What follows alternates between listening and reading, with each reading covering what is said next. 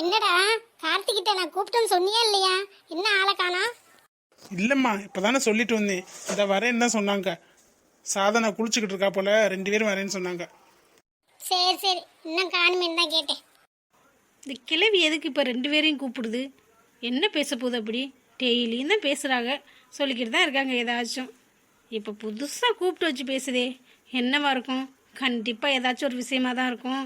என்னன்னு கேட்போம். நம்ம மாட்டுக்கு உள்ளே போயிட்டோம்னா இவங்க என்ன பேசுகிறோம்னே தெரியாது. இங்கேயே நிற்போம் அவங்க பேசி முடிக்கிற வரைக்கும். என்னடா உன் பொண்டாட்டி அதிசயமா நம்மளெல்லாம் வந்து நிக்கிறா? என்ன புதுசா இருக்கு? நம்ம இருந்தா நம்ம பக்கமே வரமாட்டாளேடா. தெரியலம்மா, நான் என்னத்தை கண்டேன். என்ன பாட்டி கூப்பிட்டுட்டீங்களா? என்ன விஷயம்? ஆமாப்பா, உங்க டேட்டை நேத்தே பேசணும்னு நினைச்சேன். நைட்டு சீக்கிரமே படுத்து தூங்கிட்டேனா, சரி காலையில பேசிக்கலான்னு விட்டேன். அப்புறம் மறந்துட்டேன்னா போச்சு, அதனாலதான். சொல்லுங்க பாட்டி, என்ன விஷயம்? உங்க 2 பேரையும் கூப்பிட்டு நான் என்னத்தம்மா பேச போறேன்? வளகாப்பு வைக்கணும்ல, அடுத்த வாரத்துல வச்சிடலாமா என்ன? உங்க டேட்டையும் கேட்கலான்னு தான் கூப்பிட்டேன். 9 மாசம் ஸ்டார்ட் ஆக போகுதுல்ல. ஓ, இதுக்கு தான் பிளான் போடுதா அந்த கிழவி? பேத்தியாளுக்கு ஒன்றுனா வரைஞ்சி கட்டிக்கிட்டு தான் செய்யும். இதுக்கு மட்டும் எப்படி தான் தெரியுதோ? 9 மாதம் வந்துருச்சு அவளுக்கு, அது கூட நமக்கு தெரியல. நம்ம தெரிஞ்சு என்ன பண்ண போகிறோம்?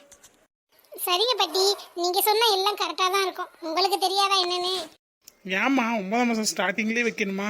கொஞ்சம் தள்ளி வச்சா தேவையில்ல தானம்மா? காசுலாம் வேணும்ல, ரெடி பண்ணணும்ல. திடீர்னு இப்போ வந்து சொல்கிற. நீ என்னடா விவரம் தெரியாத ஆளா இருக்க? 9 மாசம் கழிச்சு பாதியில போடணும்னு நினைச்சா குழந்தையோட வச்சுதான் போடணும். இதுவே வளகாப்பு போடுறதுக்குள்ள பிறந்துடும் என்னமோ தெரியல. ஒவ்வொரு பிள்ளை 8 மாசத்துல கூட பிறந்துருங்கண்டா. அதனாலதான் சொல்றேன், 9 மாசம் பிறந்தவனே போட்டுறது தேவையில்ல. யார் யாருக்கு சொல்ல போற? நம்ம சொந்த பந்தம் தானே, அதுக்கு கூட சொல்ல பண்ண முடியாதவனால. அப்பா நீங்கள் எதுக்கு இது பண்ணுறீங்க?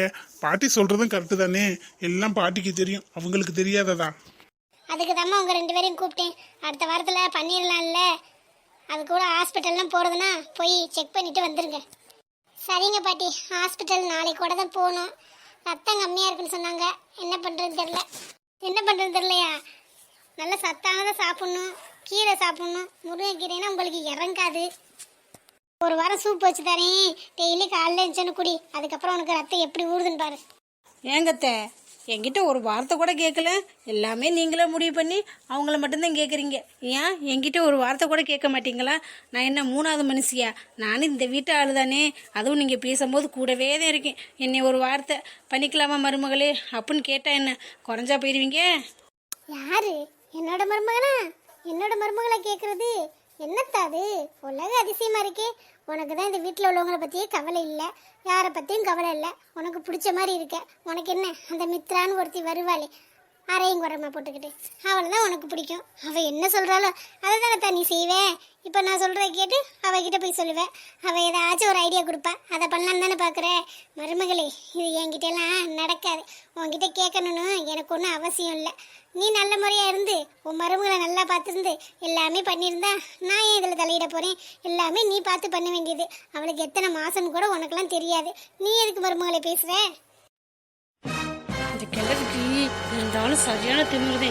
நம்மள மட்டம் தட்டுறதுக்கே குறியா இருக்கு. மருமகள் என்ன உள்ளங்கையில் வச்சு அப்படியே தூக்கிக்கிட்டே தாங்கணுமாமோ, சாப்பாடு ஊட்டி விடணுமோ, எல்லாம் பண்ணணுமாமோ, அப்போதான் சொல்லுவாங்களாக்கம். என்ன மருமகளே, என்னை திட்டுறியா? எல்லாத்தையும் கண்டுபிடிச்சிடும். இதுக்கு தெரியாமல் நம்ம திட்டக்கூட முடியாது. இல்லைங்கத்த, என்கிட்ட ஒரு வார்த்தை கூட சொல்லலை, கேட்கல. அதான் கொஞ்சம் மனசு கஷ்டமாக இருக்குது. இருக்கும். உனக்கு மனசு கஷ்டமாக தான் இருக்கும். எப்படி உன்னால அப்படி பேச முடியுதுன்னே தெரியல. உன்னெல்லாம் இந்த வீட்டில் வச்சிருக்கதே பெரிய தப்பு. பிள்ளைய நல்லா இருக்கணும்னு ஒரு நாள் நினைக்க மாட்டேங்கிற. பொண்ணும் நல்லா இருக்கக்கூடாது, பையனும் நல்லா இருக்கக்கூடாது. உன் பேச்சை கேட்டுக்கிட்டு இருந்தா அப்போ மட்டும் நல்லா இருக்கலாம், இல்லைன்னா நல்லாவே இருக்கக்கூடாதுன்னு நினைக்கிறாள். உன்கிட்ட இருக்கு நாங்கள் சொல்லணும். முடிஞ்சா வந்து நில்லு, இல்லையா பேசாமல் படுத்து தூங்கு. உன்னெல்லாம் இங்கே யாரும் கம்பல் பண்ணலை. அப்புறம் கார்த்தி, ஸ்வேதாக்கிட்ட சொல்லிடு, சீக்கிரம் வந்துட்டு வர சொல்லிடுங்க ஊருக்கு போனவங்கள. சரிங்க பாட்டி, அதெல்லாம் நாங்கள் சொல்லிக்கிறோம், நீங்கள் ஒன்றும் கவலைப்படாதீங்க. சரிம்மா, நான் போய் சமைக்கிறதுக்கு ஒரு ஆளை பிடிச்சிட்டு வந்துடுறேன். அப்புறம் லேட்டாக போனோம்னா வேற எங்கேயாச்சும் புக் பண்ணிட்டாங்கன்னா போச்சு. சரிடா, அதை போய் முதல்ல செய். அப்புறம் 5 வகை சாப்பாடு, அதுவும் நம்மளே செஞ்சிடலாம். ஆமாம் ஆமாம், நம்ம தானே செஞ்சாகணும். அவளுக்கு தான் யாருமே இல்லையே, யார் செஞ்சு கொண்டு வர போகிறா? யார் இல்லாதவளுக்கு நம்ம அதை செஞ்சாகணும். அதானத்து தலை எழுத்து. அப்பா அம்மா இருந்திருந்தா முறைப்படி செஞ்சு கொண்டு வந்துருவாங்க. அந்த கொடுப்பனைலாம் அவளுக்கு இங்கே இருக்கு. இதுக்கு மேல பேசுன பல்ல உடைச்சு பாத்துக்க. அவ யார் வீட்டு பிள்ளைடி? நம்ம வீட்டு பிள்ளை தானே. நம்ம செய்யாம வேற யார் செய்வா? முன்னாடி மட்டும் கோச்சுக்கிட்ட என்கிட்ட சொல்லாம எல்லாம் செய்றீங்க, என்னை ஒரு வார்த்தை கூட கேட்கலன்னு. இப்ப தெரியுதா உன்னை எதுக்கு ஒரு மனுஷியா கூட இந்த வீட்டுல யாரும் மதிக்க மாட்டேங்கிறாங்கன்னு? உன்னோட இந்த புத்திக்கு தான். அதை மாத்திக்க. இல்லைன்னா வச்சுக்கவே, நீ வளகாப்புக்கு தயவு செஞ்சு வராத. நீ வராம இருக்கதா நல்லது. கொஞ்சம் கூட ஈவி இறக்கமே இவளுக்கெல்லாம் இருக்காதம்மா. எப்போ பார்த்தாலும் தேள் கொட்டும்ல, அந்த மாதிரி கொட்டிக்கிட்டே இருப்பா. பாவம், சாதாரண மனசு எவ்வளோ கஷ்டப்படும். வாய் வயிறுமா இருக்க பிள்ளை மனசு கஷ்டப்பட்டா என்ன பண்ணுறது? இவளுக்கெல்லாம் எங்கே தெரிய போகுது? 2 பிள்ளைய என்னன்னு இவெல்லாம் பெற்று எடுத்தாலோ தெரியல. சாதனா, இவ பேசுனதெல்லாம் மனசுல வச்சுக்காத. போங்க நீ இந்த ரூமுக்கு. இல்லைங்க பாட்டி, அவள் அதெல்லாம் மனசில் வச்சுக்க மாட்டா. மனசில் வச்சுருந்தா இவ்வளோ நாள் இந்த வீட்டில் இருந்திருப்பாளா சொல்லுங்க? நான் கூட வெளியில் போயிடும்னு எத்தனையோ தடவை கூப்பிட்ருக்கேன். ஆனால் அவள் வரமாட்டோம்னு சொல்லுவாள். அதெல்லாம் மனசில் வச்சுக்க மாட்டா. விடுங்க, அம்மா குணம் மாறாதுன்னு தெரிஞ்சு போச்சு. இனிமேல் நம்ம என்ன பண்ண முடியும்? அவங்க போக்கில் விட்டுற வேண்டியதான். நம்ம தான் ஒதுங்கிக்கணும். அம்மாவுக்கு தான் சரியான பதிலடியா நீங்கள் கொடுத்துட்டீங்களே பாட்டி, அப்புறம் என்ன? ஆனால் என்ன, அந்த வலி அவங்களாம் அனுபவிச்சு பார்த்தா தான் தெரியும். தனியாக இருக்குது, யாரும் இல்லாமல் இருக்குது எவ்வளோ கஷ்டம்னு. அந்த வலியை அவங்களுக்கு நம்ம கொடுத்து பார்ப்போம். கொஞ்ச நாள் யாரும் பேசாமல் ஒதுக்குவோம். இப்போவே கேட்டாங்கல்ல வந்து, என்கிட்ட ஏன் சொல்லலைன்னு. கொஞ்ச நாள் போக போக அவங்களே புரிஞ்சுப்பாங்க. நீங்கள் விடுங்க பாட்டி, போகலாம். சரிங்க பாட்டி, நான் போய் ரூம்ல ரெஸ்ட் எடுக்கிறேன். இங்கே பாருடி, மறுபடியும் ஏதாச்சும் அவகிட்ட பேசினேன்னு வச்சுக்கவே, எங்கள் அம்மா தான் உனக்கு சரியான ஆள் இருக்குல்ல. 2 கணத்துல பலார் இன்னும் பார்த்துக்க. அதெல்லாம் அவ மறக்க மாட்டாடா. வா போலாம். என்னத்த சொல்ல, அவ என்னதே அடி போட்டாலும் திட்டினாலும் அவ புத்திய அவ காட்டிக்கிட்டு தான் இருக்கா. இந்த கிழவி ஆனா உனானா இப்போ கை ஓங்க ஆரம்பிச்சிருச்சு.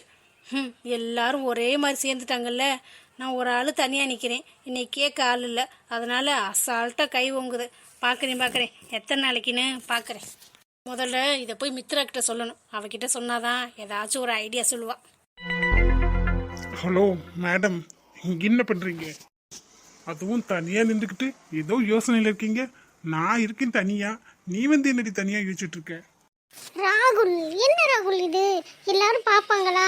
வெளியில இப்படிதான் பண்ணுவீங்களா? போங்க ராகுல் நீங்க.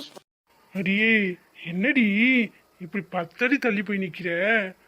என்னடி ஆச்சு? யார் என்னடி நினைக்க போறான்? யார் இது என்ன நினைச்சா நமக்கு என்ன? நீ என்னோட பொண்டாட்டி தானே. அதுக்கு வெளியில பப்ளிக் பிளேஸ்ல இப்படிதான் பண்ணுவீங்களா? யாராச்சும் பார்த்தா நம்மளை பத்தி என்ன நினைப்பாங்க? நானே வெளியில யாராச்சும் பைக்ல போகும்போது தோல்லாம் கையை போட்டுட்டு போனா நானே எத்தனை பேர் திட்டிருக்கேன் தெரியுமா? அந்த மாதிரி தானே என்னையும் சொல்லுவாங்க. போங்க பாங்கிட்டு. ஏண்டி, என்னடி நியாயம் இது? கல்யாணம் ஆயிடுச்சுடி, 1 வாரம் கூட ஆகலடி. நம்மளை எதுக்கு இங்கே அனுப்பிச்சு வச்சிருக்காங்க? இப்படி டிஸ்டன்ஸ் மெயின்டைன் பண்ணவா? நம்ம ரூம்ல எப்படி வேணா இருந்துக்கலாம், ஆனா வெளியில பப்ளிக்ல இருக்கும்போது ஒரு மாதிரியா இருக்காதா? சரி போ, உனக்கு தான் ஒரு மாதிரியா இருக்குல்ல. நான் போய் ரூம்ல போய் தூங்குறேன். நீ நல்லா காத்து வாங்கிட்டு இந்த லைட் எல்லாம் வேடிக்கை பார்த்துட்டு அதுக்கப்புறம் வந்து தூங்கு. சரியா ஸ்வேதா? என்ன ராகுல்? அண்ணா ராகுல் நொன்னா ராகுல்னு போடி இங்கிட்டு. சும்மா பார்த்தாலும் கல்யாணத்துக்கு முன்னாடி தான் பக்கத்துல வரமாட்டேன். இப்போ கல்யாணம் ஆயிடுச்சு, இப்போ பக்கத்துல வந்து நின்னாலும் என்னடி இப்படி திட்டுற? நான் கோச்சிட்டு போறேன் போ. நீனா இனிமே என்கிட்ட பேசாத, போடிங்கிட்டு. என்ன ராகுல், இப்போ கோவம் போயிடுச்சா? இப்படி வந்து நின்னா கோவம் போகாதா? அதெல்லாம் எப்போவோ போயிடுச்சு. இதை முன்னாடியே செஞ்சிருந்தா நல்லா இருந்திருக்கும். நான் கொஞ்சம் வசனம்லாம் பேச வேண்டியதா இருந்திருக்காது. பரவாயில்ல, அப்படி பேச வேண்டியதானே. இப்படி வந்து நிக்கிற, இதுவும் நல்லாதான் இருக்கு. ஏய், நான் கோவமா இருக்கேன்னு இப்படி வந்தேன். நீ பாத்தியா? இப்ப பிளான் பண்ணி தான் நீ வர வச்சிருக்க. அப்புறம் என்ன, பொண்டாட்டியை கொஞ்சம் இருக்கு பப்ளிக் பேச அது இதுங்கிற. இங்க வந்தவங்களா எதுக்கடி வந்திருக்காங்க? அவன் வேணே பாரு, ஜோடியா திடுறாங்க. இல்ல, நம்மள யாராச்சும் ஒரு மாதிரி பாப்பாங்களே அப்படின்னு தான். ஏண்டி, அவன் அவனுக்கு இருக்கிற வேலையில நம்மளைய பார்த்துக்க திரிவாங்க. அவன் வேலையை அவன் பார்ப்பேன். அடுத்தவங்களை பார்க்கறதுக்கெல்லாம் இங்க யாருக்கும் நேரம் இல்லை. என்ன ராகுல் இப்படி பேசுறீங்க? என்னடி பேசுனேன்? பண்ணா எது பேசினாலும் என்ன பண்ணாலும் உனக்கு குத்தமா இருக்கு. உன்னை இங்க கூட்டிட்டு வந்தேன் பாரு, என்னைய சொல்லண்டி. பேசாம நம்ம வீட்டிலே இருந்திருக்கலாம் போல.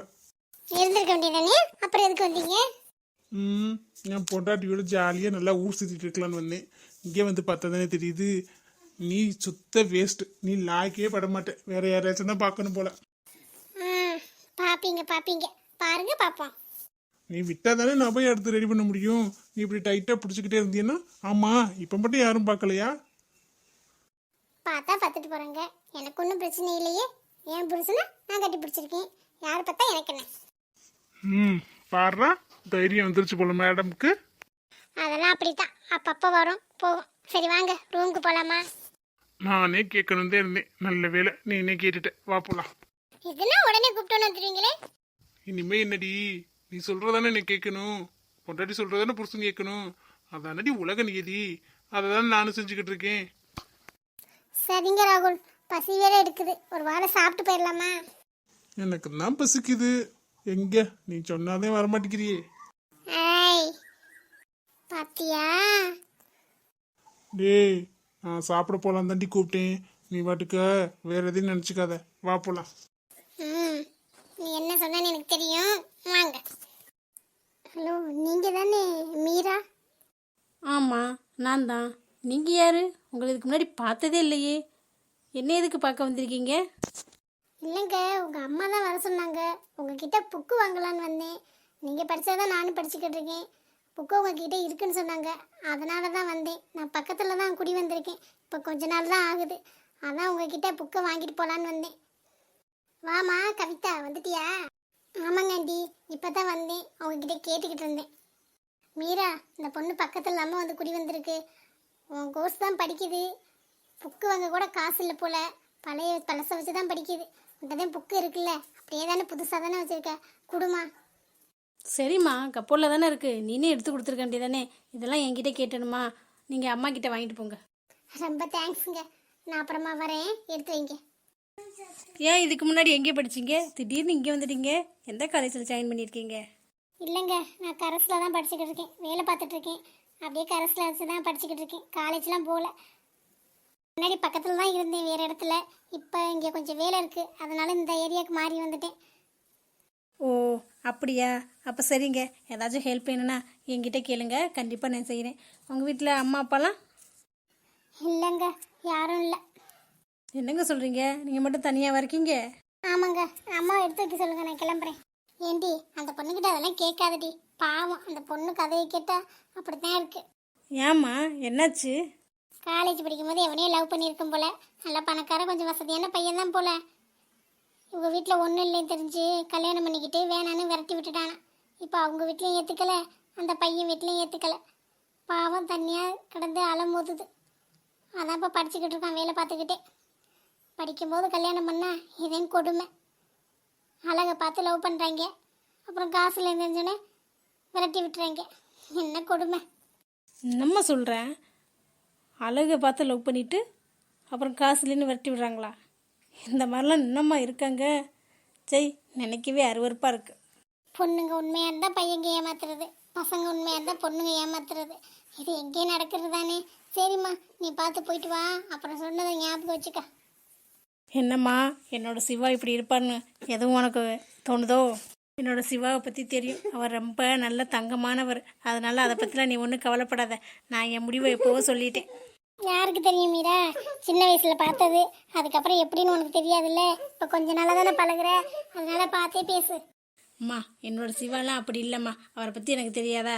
சும்மா ஏதாச்சும் சொல்லிக்கிட்டே இருக்காதம்மா. உனக்கு ஒரு சாக்கு கிடச்சிருச்சு சிவாவை கழட்டி விட சொல்கிறதுக்கு.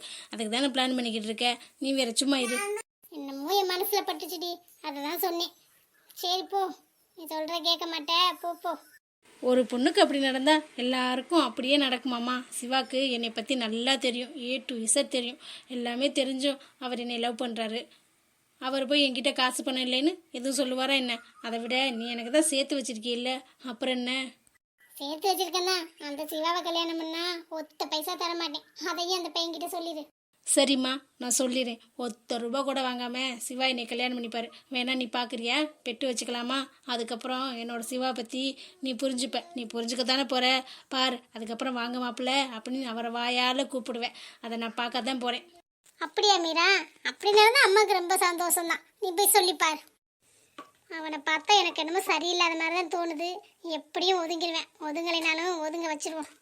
இந்த மனுஷன் காலையில் போன வாரம் ஆளை காணும். என்னதான் பண்ணுறாரோ தெரியல. பாவம், இந்த பொண்ணு வேற புக்கு கேடுச்சு. போய் அதை எடுத்து வைப்பான். பாவம், நல்ல பிள்ளையா தெரியுது. இப்படி ஏமாந்து நிற்கிறாளே. சரி,